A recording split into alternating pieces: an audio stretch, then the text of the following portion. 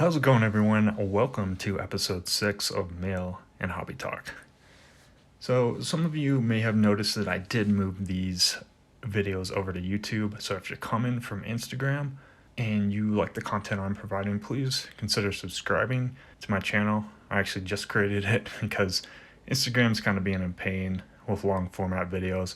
I think it's probably a better bet to put them on YouTube anyway, but just figured I'd mention that. So, let's go ahead and get started today. Well, card prices continue to drop. Guys like this are no longer around. The guys telling you to grade base cards, well, those are kind of drop off a cliff. Here we got an example here of the 2019 Prism Mosaic Zion Williamson rookie card that was once selling for $50. And I actually have a buddy who said that he sold one of his for $75. Now back down to selling for $1. We also have the NFT market, which has completely crashed.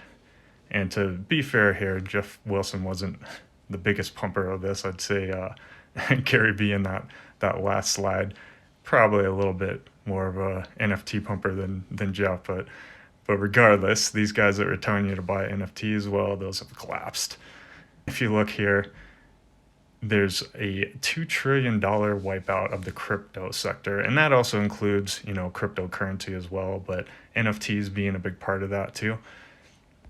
Remember this card. Ken Golden was telling us that this was the best modern card that he's seen. And this is the one you want to invest in, right? It initially sold for $2.4 million at auction. Pretty awesome price. I mean, they were pumping this card hard. It was on, as you see here, it's on CBS. It was a lot of the news channels that picked this one up.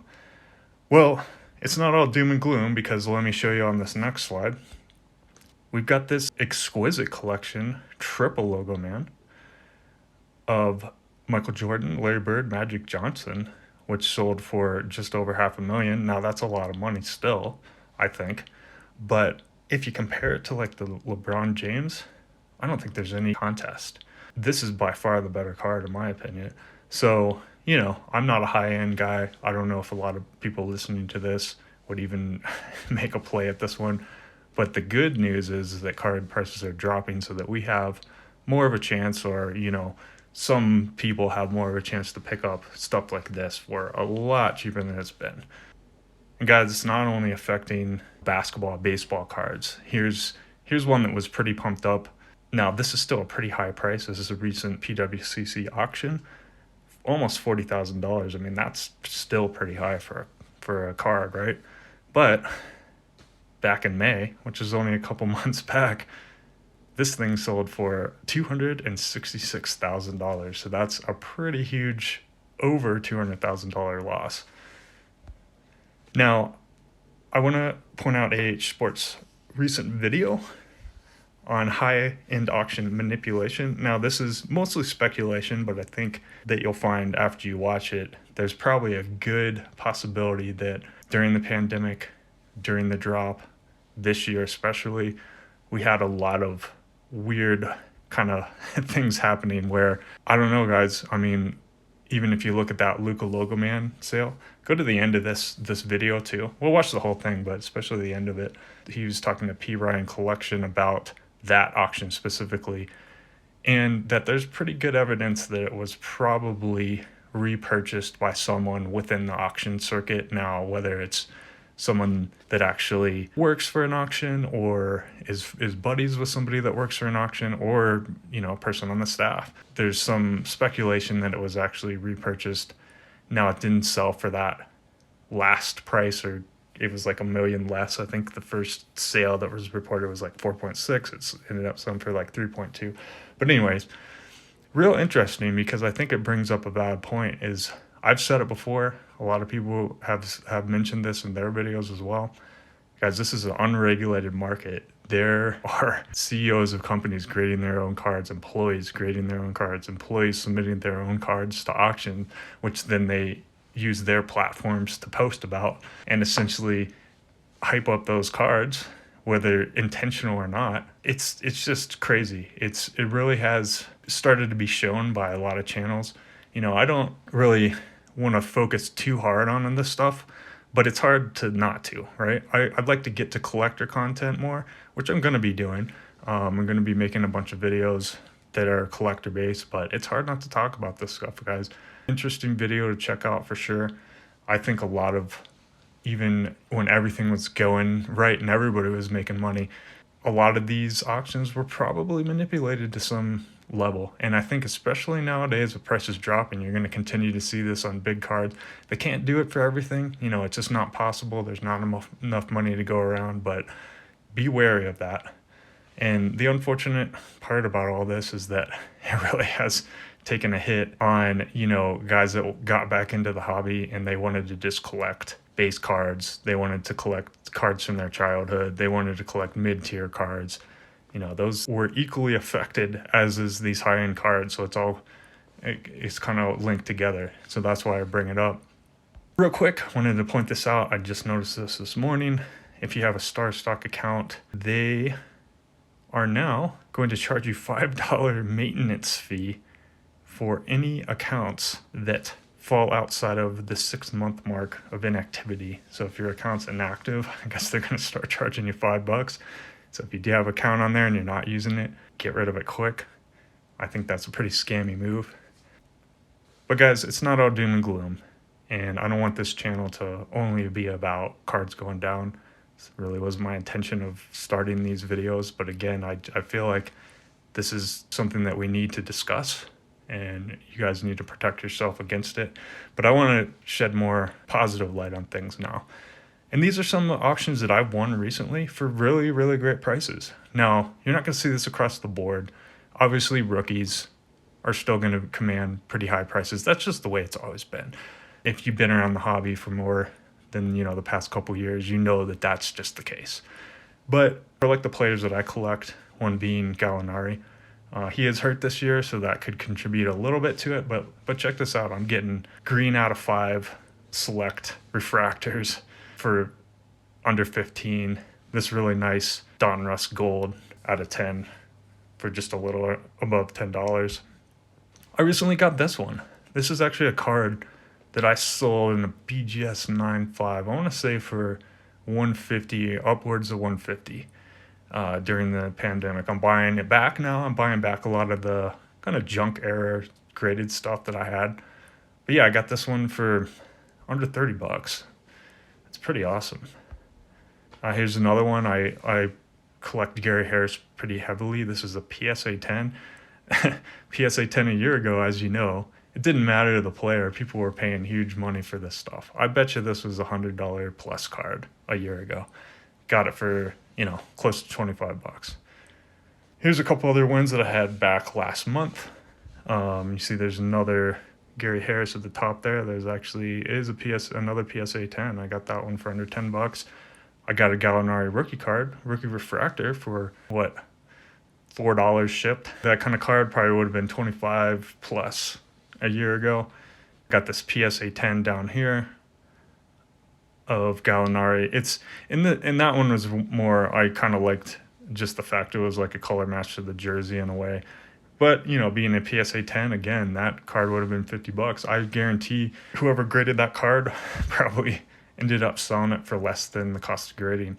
Now, this is good for us, and I am going to come out with a video here shortly to tell you after the boom. How do we collect after the boom? We all know that card prices went crazy. What do we do now? Us as collectors, the people that are going to stick around. I'm going to come out with that video, but one thing I mentioned before is you're going to see a lot of graded base. You're going to see a lot of graded lower end stuff show up this next year, almost guaranteed. It's already starting to show up, but I think it's going to be heavily showing up this next year. That's the kind of stuff that if you're just collecting for fun and you want a graded card for your collection, I think you're going to be able to pick up a lot of that graded base and graded lower end stuff for your PC for cheap this next year. So be on the lookout for it. Here's a really awesome 101 rookie card I won for like $50, a little over $50. And I did mention this in my last Mail and Hobby Talk video, but I picked up a bunch of Garbage Pail Kids gold refractors, which I really love. They're pretty cheap. These were $50 cards, you know, even back earlier this year. Getting them for $20 to $30 now. It's awesome. So yeah, guys, it's not all doom and gloom. I did just want to mention a recent podcast I was on. And this is all collector content here. We don't go over the market at all on this one. So I did a podcast with Stacking Slabs, Brett from Stacking Slabs. Do check that one out. It was really fun speaking with him. And I go over, my binders, the methodology of my collecting.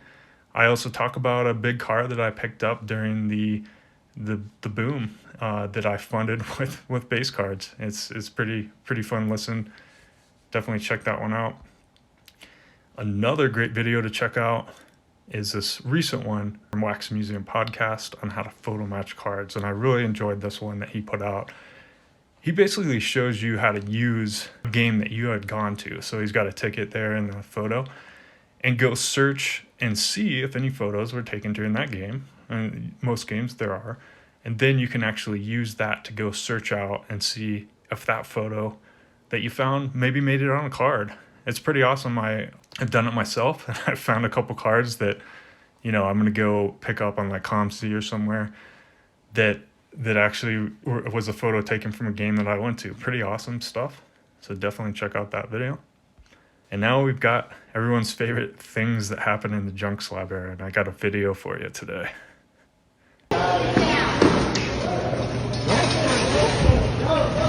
Oh gosh, they're running. If they're running, I'm running. I'm not getting in that. No fucking way, dude. I am not doing that.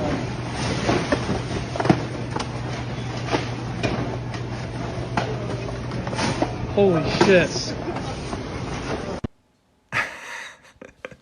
So pretty hilarious. But you know what? This stuff was happening during the pandemic. It was absolutely insane. I guarantee we're not going to see anything like this again. These guys were going and trying to buy out stores because they could resell this stuff on eBay or other locations for like double, triple, quadruple the price. Not happening nowadays. I bet you go to Walmart, you go to Target, you're going to see products sitting in there. But anyway, that was the sign of the times, guys. It really was. All right, moving on to mail. So I got some pretty cool ones today that I got in recently. We have this 0405 Platinum Medallion of Marcus Camby. Actually needed this one for my Nuggets set, so really happy to get that one in. Great action shot. And I got this Gary Harris. This is actually another pretty good buy. This is a 101 at a 1718 status. And I know there's a name for this 101 parallel. I don't think it's Nebula. It's something or other. But anyway, pretty awesome pickup for under $100. We got a JaVale McGee gold pulsar from 1314 prism. Oh, I'm sorry, 1415 prism. So for those of you who don't know, the gold pulsars, they are actually retail only. So the regular golds were hobby, and then the gold pulsar was retail only. I usually don't go after the retail only parallels, except 1415 I do. That was when I was pretty much transitioning back to Nuggets collecting. I had strayed off the path a little bit. I talk about this in the Stacking Slabs podcast, but yeah, I still do go after these. I did end up pulling a couple back in the day, so I go after golds and the gold pulsar. Next up, we got this 0607 limited logos Marvin Williams. This is actually my first limited logos. Exquisite collection. Limited logos, really great card. And this one and this guy, and then the next one we're going to see is from a great collector who lives in Poland. Peebo Cards on Instagram. He's also on Blowout. We worked out a deal with this after a Blowout thread he posted, and just always really wanted the limited logos. I really like the Andre Miller at some point when he was playing on the Nuggets, and I can't remember what year that one was, but I didn't pick one up early on and kind of regret it. But anyway, this is a great card as well. Nice little patch in there. And we've got a Kenneth Faried Immaculate rookie card patch. And what's interesting about this is you'll notice Immaculate, most recent years actually have player worn jersey pieces or patch pieces. This one is actually game worn. So interestingly, during that season, so he was drafted in 2011, that 2011 draft, but they had the lockout. So you had rookie cards coming out from Panini in the 12-13 season. And for guys that had already been around for a year, some of their stuff was game worn. So really cool pickup here. Nice chunky little patch there. But I didn't even know this when I bought it. I was just looking at the card when I got it in, noticed it was game worn. So pretty cool little deal right there. And last up, we've got this graded version of Adam Baum. And so I did want to point out that I've got a couple videos uploaded on my channel now. And one of the most recent ones, besides, this Mail and Hobby Talk episode, is a video on Garbage Pail Kids. And I went over my entire collection. I did end up recording that one back in, I think it was 2020. So it's a re-upload. And you'll notice that I've got a couple other videos as well. I've got one on cracking out PSA and BGS slabs. I've got one on graded versus raw. So check out those other videos. Now, some of them are in portrait mode. I did my best. They're not really great for YouTube, but I did my best to make them viewable. So check out my other videos if you have a chance. And as always, guys, I really appreciate you checking these out. And we'll see you on the next one.